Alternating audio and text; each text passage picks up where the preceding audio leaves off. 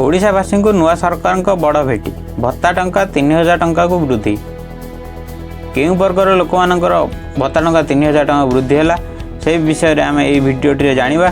चलतु डेट नक भिडी स्टार्ट करवा। जदि चैनल को नुआ कर विजिट कर चैनल को सब्सक्राइब करना भिडियो को गोटे लाइक करना यही वीडियो पाइबापी। तो चलतु भिडियो स्टार्ट करवा। जय जगन्नाथ ओडिया बुलेटिन को आपण मानक स्वागत। सामाजिक सशक्तिकरण मंत्री नित्यानंद गंडक बड़ घोषणा बढ़िबा भत्ता टंका 3000 हेबो भत्ता टंका।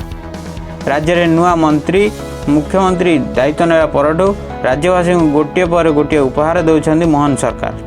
एही क्रम में आज राज्यवासी भत्ता प्रसंग में एक बड़ घोषणा करा जायछि। खूब शीघ्र विभिन्न वर्ग को दिया जाउथबा भत्ता टंका 3000 टंका वृद्धि करा जिवो से नहीं प्रस्तुति चली सामाजिक सशक्तिकरण मंत्री नित्यानंद गंड घोषणा करिसेंती।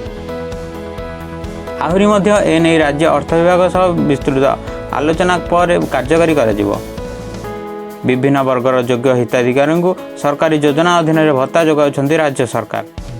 तेबे केउं वर्गर भत्ता बढ़ा जिवो से नहीं कोनोसी निर्दिष्ट सूचना मिली नहीं।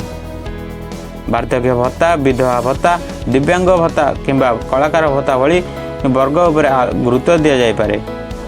निर्वाचन पूर्व बीजेपी भत्ता वृद्धि करने को प्रतिश्रुति देते। विस्तृत आलोचना पर केउं वर्गर लोक भत्ता टंका बढ़िबो से नहीं स्पष्ट हो। यही वीडियो देखा आम चैनल को सब्सक्राइब करनी, वीडियो गोटे लाइक करनी, आउ शेयर करनी। जय जगन्नाथ।